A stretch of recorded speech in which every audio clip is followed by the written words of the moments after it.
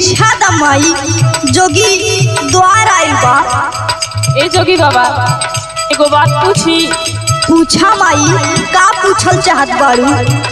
कवने करनवा जोगी जोगा वार मावला हो, जोगा वार मावला हो।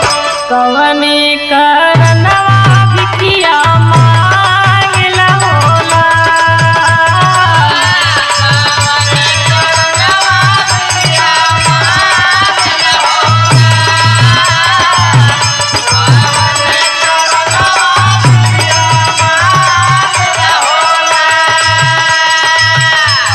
बतावत है सुना माई, करम के लिखनवा ये माई जोगवार मावली, अरे जोगवार मावली हो। पेट के करनवा भिखिया मांगी हो माँ।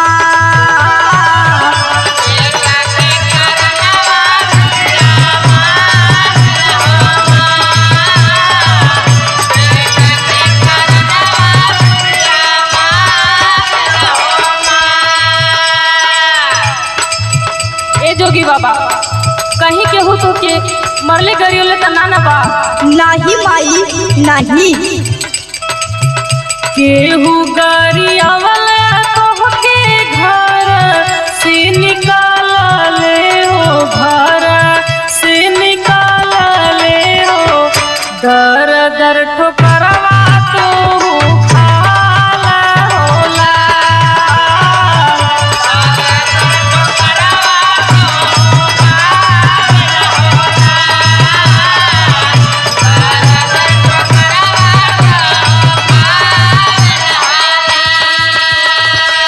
माई गुरु के चरण से नेह लग गई, यही से हम जोगी बन गई।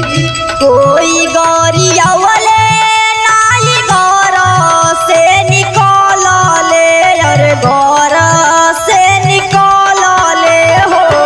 गुरु के चरनिया नैया लागी हो माँ।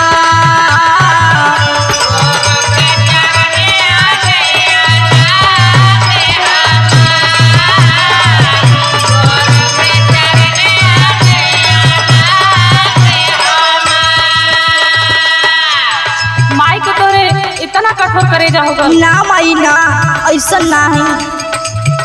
कवने मायारिया कनीस थुर करे जावा हो, नीस थुर करे जावा हो। नीहे तड़प हमके सतावे होला।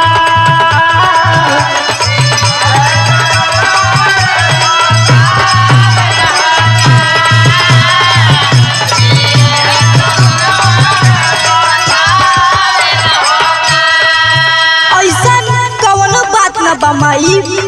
ममता का मूरत रहली हमारो मतरिया हो, हमारो मतरिया हो। ममता विशाल नाही दागी हो माँ। ममता विशाल नाही दागी हो माँ।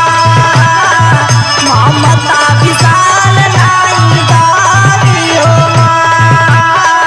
ममता विशाल नाही दागी हो माँ।